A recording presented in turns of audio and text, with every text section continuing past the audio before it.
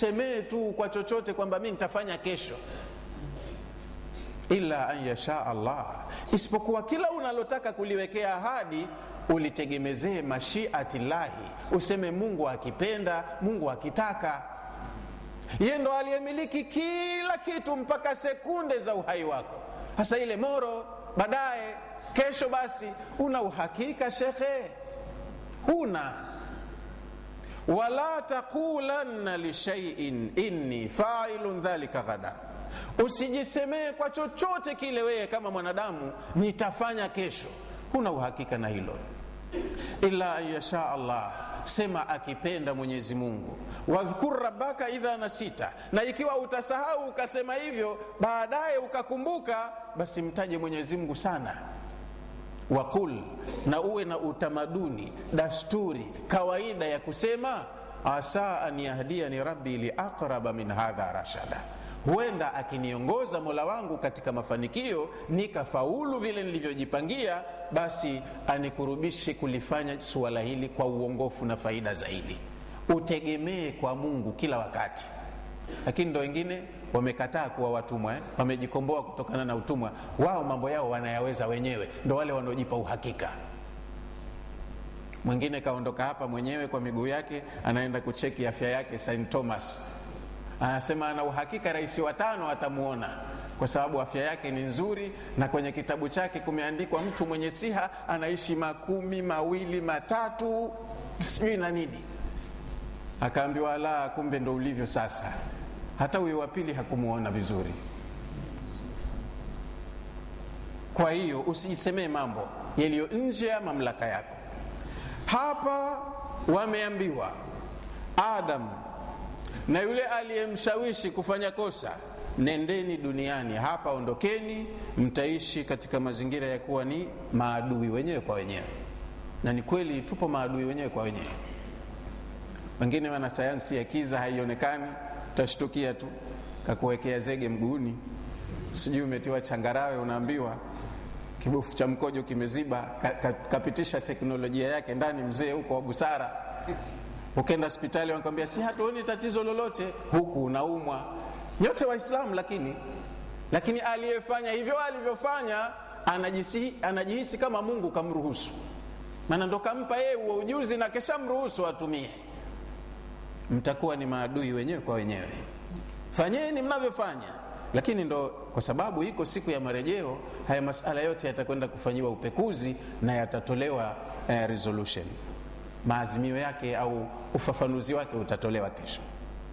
Walakum fil ardi mustaqarrun, na mmeandaliwa katika ardhi makazi yenu, mtaenda kukaa duniani kwa muda.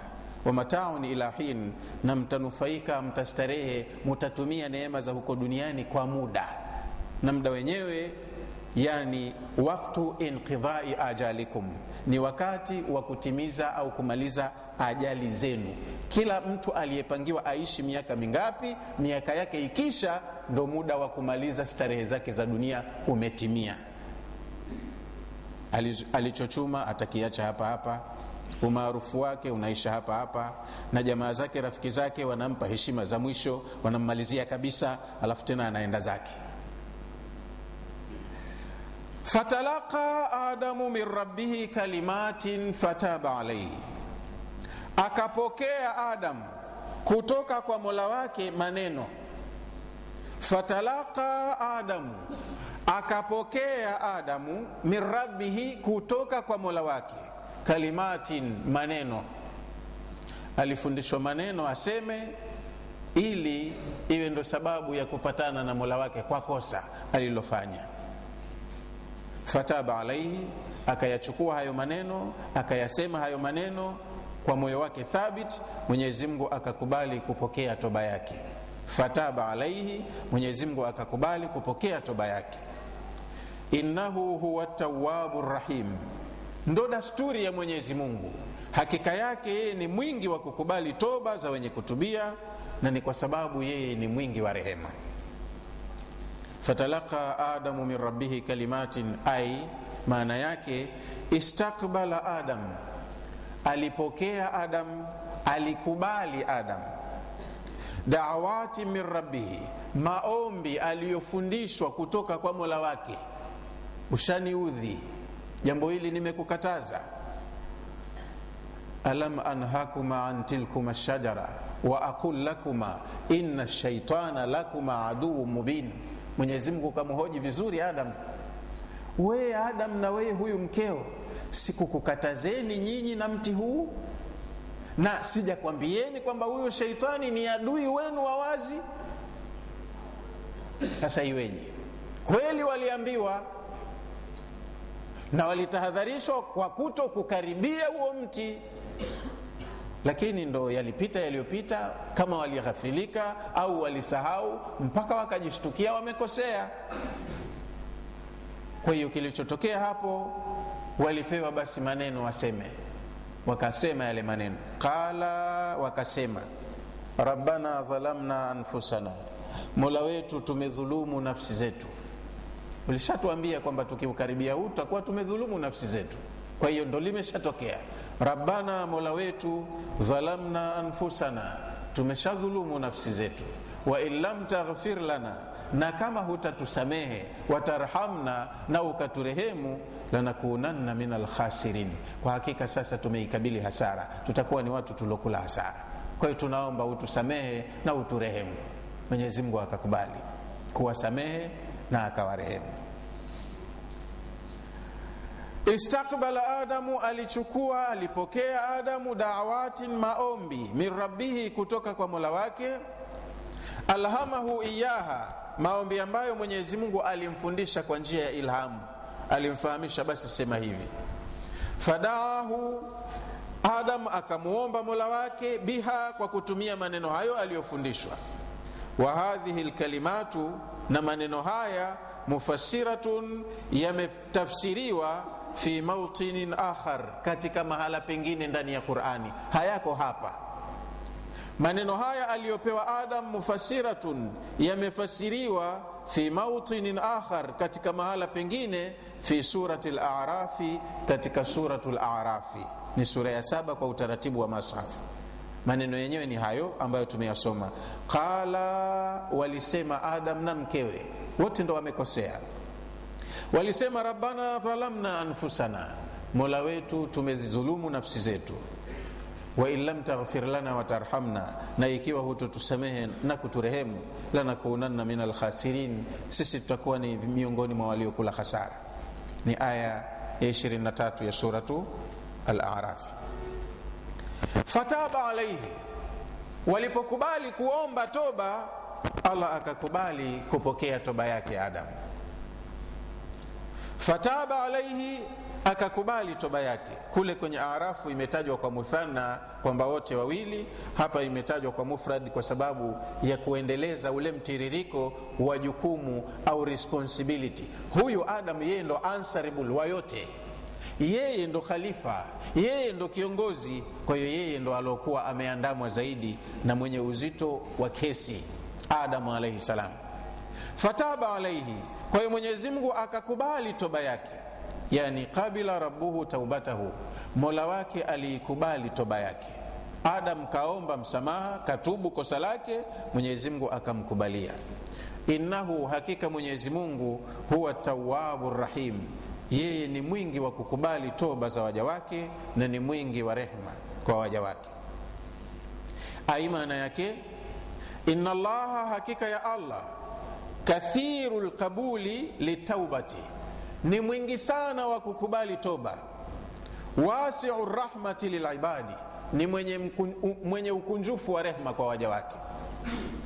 Katika mahala pengine kwenye Qur'an Mwenyezi Mungu anasema, wa qul ya ibadi alladhina asrafu ala anfusihim, sema Muhammad, waambie waja wangu, watangazie hasa, enyi waja wangu ambao mmepindukia kiwango katika kufanya fujo kwa makosa au maasia kwa ajili ya kuzidhulumu nafsi zenu, la taqnatu min rahmatillahi, msikate tamaa na rehema za Allah. Inna Allaha yaghfiru dhunuba jamia, Mwenyezi Mungu anasamehe dhambi za kila aina, dhambi zote anasamehe. Innahu huwa al-ghafurur rahim, Mwenyezi Mungu ni mwingi wa kusamehe na ni mwingi wa rehema. enyi waja wangu mliofanya fujo. Israfu yani ni matumizi ya ziada yasiyohitajika.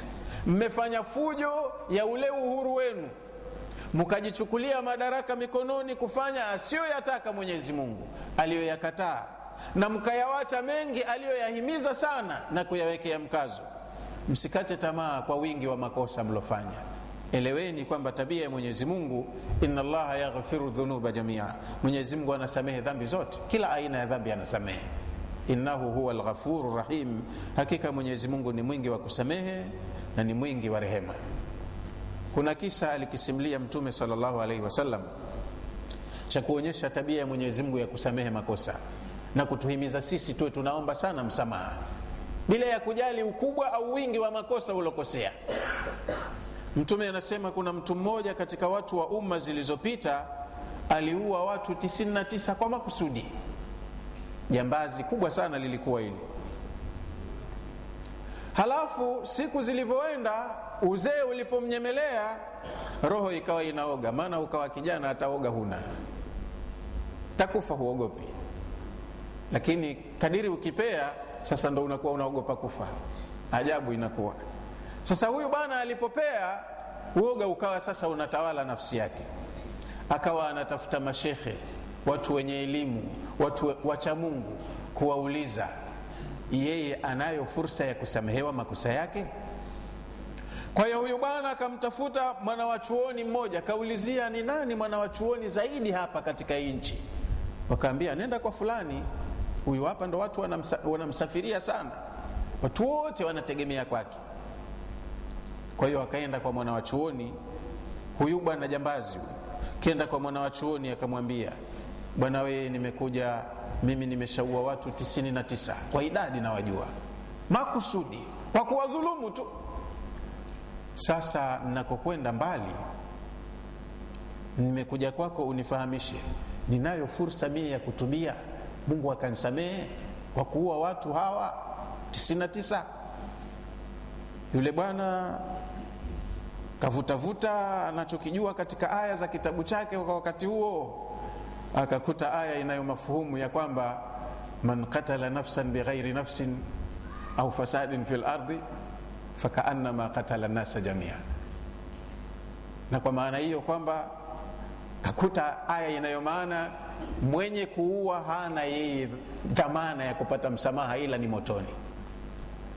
Yule bwana shekhe akamjibu huyu jambazi, mimi naona huna toba. Umewaua watu 99 kwa makusudi, mmoja husalimiki, 99 umewaua, naona sijui huna toba. Yule bwana naye akachomoa upanga akamkata na shekhe kichwa pale pale, akaweka rekodi ya 100 tayari. Lakini bado roho inamwenda mbio, uoga unazidi. Akatafuta na shekhe mwingine, tena mashekhe si utawamaliza. Katafuta na shekhe mwingine akaulizia nani mwanachuoni zaidi. Watu wakamfahamisha, kwa hapa tunavyofahamu labda mji fulani, nenda. Yule bwana anavuma sana, bwana fulani. Akamtafuta naye huyo, akenda akamuelezea, bwana nimeua watu 100 kwa makusudi, lakini naona ninakokwenda mbali na mimi ugomvi na Mwenyezi Mungu siwezi, ninayo fursa ya kutubia. Yule bwana naye akafikiri, hakumkatisha tamaa wala hakumvunja moyo. Akamwambia, naam, kwa nini bwana usisamehewe? Ina maana yeye kapata katika kitabu chake aya inayo mafuhumu ya hii aya tuliyosoma, wa qul ya ibadi alladhina asrafu ala anfusihim la taqnatu min rahmatillah, msikate tamaa na rehema ya Allah, inna Allaha yaghfiru dhunuba jamia, Mwenyezi Mungu anasamehe dhambi zote, innahu huwal ghafurur rahim. Mwenyezi Mungu ni tabia yake kabisa endelevu ya kuwa ni mwingi wa kusamehe na mwenye rehema. Akapata moyo yule bwana, na huyu shekhe naye akatumia pia falsafa ya hali ya juu, akamwambia, lakini ninakushauri, pamoja na kwamba unataka kutubia, lakini mji huu bora hama, nakushauri uondoke uende nchi fulani, mji fulani, watu wake kule wema. Ina maana huyo shekhe yuko kwenye mji, lakini watu wa mji huo pia sio wema, kama Waunguja.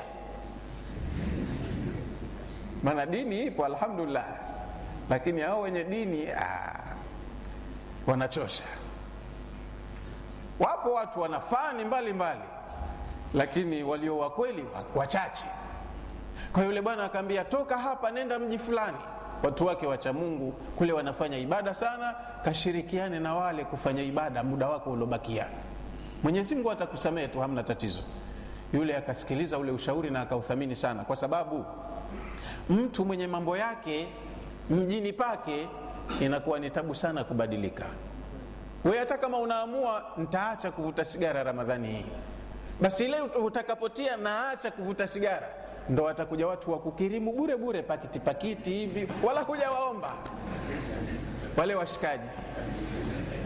Au kama ni mnywaji, basi watu watakuchukua tu wakupeleke kwenye sehemu. Kwani unani siku hizi umefilisika bwana? Wewe kama unaona pesa zako mali, twende ukanywe mpaka umalize, lakini pesa hakupi. Maana mlevi hakukirimu pesa, anakukirimu kinywaji tu mpaka uchoke mwenyewe, hata uanguke. Kwa hiyo pahala panapo marafiki zako, penye mazoea yako, kubadilika inakuwa kazi ngumu. Akamshauri hivyo, toka hapa nenda mji fulani, kule kuna watu wema, bila shaka hujawazoea, huwajui, na utakayoyakuta kule katika maadili tofauti na ya hapa, utalingana na watu wa kule, toba yako itakuwa ni nyepesi na Mwenyezi Mungu atakusamehe. Akasikiliza ule ushauri ule bwana, haraka bila ajizi akahama katika ule mji. Lakini kufika katikati, halfway, Mwenyezi Mungu akajalia umri wake umekwisha, akafa yule jambazi yule. Lakini tunajua kuna wanaziati gharqa wanashitati nashta. Katika malaika hao wanaokuja kuchukua roho za watu, idara ya malakul mauti ina watendaji wengi. Wanaochukua roho za watu makhabithi ni mbali, na wanaochukua roho za watu wema ni mbali. Walikuja malaika wa namna mbili pale, wanagombaniana ni wepi wanaostahili kuichukua roho ya mtu yule. Wale malaika wanaochukua watu wema wasema huyu ni wetu, kesha tubu, na wanaochukua roho za watu wabaya wasema hapana, hamna la kutuambia, huyu khabithi hajatubu. Maana toba lazima iambatane na kheri yoyote, hajafanya jema huyu, japokuwa ana nia, lakini nia haiwezi kuamua. Kwani si alitia nia huyu ya kutubu na mpaka shekhe kaua, na sasa anaweza akafanya tena huyu, bado wetu. Wakagombana malaika pale mpaka Mwenyezi Mungu akaingilia kati, akawa yeye ni ebita, akapatanisha. Akamtuma malaika mwingine Jibrili inasemekana, lakini kenda kwa sura ya binadamu. Wale malaika wengine pia hawakumuelewa, lakini na wale malaika waliokuweko pale wakamuona huyu anayekuja, basi tumsikilize shauri yake. Wakamuuliza, hapa tuna mzozo na huyu waliondoka hapa. Hawa wanasema wao na sisi tunasema wetu kwa vigezo kadha kadha. Sasa hebu tuamulie. Huyu sisi malaika tunochukua roho za watu wabaya, tunamjua rekodi yake ni mbaya na hana jema hata moja alilofanya, ni wetu. Hawa wanasema katubia, lakini uthibitisho wa kuwa katubu uko wapi? Hana. Hata maofisini utokezea conflicts kama hizi. Kwa hiyo yule malaika akawaambia, pimeni basi, pimeni masafa ya anakotoka na anakokwenda, na hapa alipo wapi mbali. Pale patakapokuwa karibu naye, basi ndio muhesabu ni mtu wa mji huo. Yani kama ni mpakani hapo, basi wapime. Watakapokuta anakokwenda karibu kuliko anakotoka, wamuhesabu ni mtu wa huko anakokwenda, mji wa watu wema na yeye ni mwema, alikusudia wema huyo. Hii peke yake ni amali njema, kafanya hijra, basi mtamuhesabu ni mtu mwema.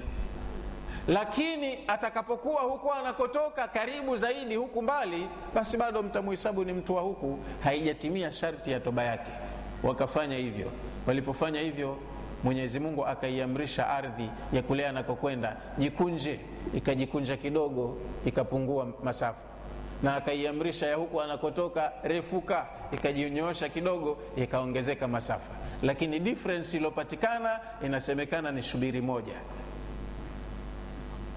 Kwa difference hii akaisabika, basi huku anakokwenda ndo maana ni karibu. Kwa hiyo akawa ni mtu mwema, akafanikiwa. Kwa hiyo Mwenyezi Mungu tabia yake Ghafurun Rahim. Lakini bado tuna jambo moja tuliweke kichwani hapa. Pamoja na kuwa Mwenyezi Mungu ni Ghafurun Rahimun, kosa limetendeka la wazi. Adam katenda kosa, kamuonya, mti huu usikaribie, kaukaribia mti, kachuma tunda la mti, kala tunda la mti. Ibilisi naye kosa kama hilo, kaambiwa pia na Mwenyezi Mungu mpe heshima Adam, kakataa kutoa heshima. Adam kasamehewa, Ibilisi hakusamehewa na hajasamehewa mpaka leo.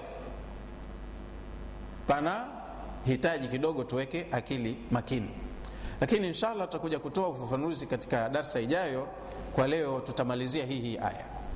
Faqulna, tukasema, ihbitu minha jamia, tokeni nyote hapa kwenye hii shamba, hamstahiki tena kukaa hapa. Yani Mwenyezi Mungu Subhanahu wa Ta'ala amemwamrisha Adam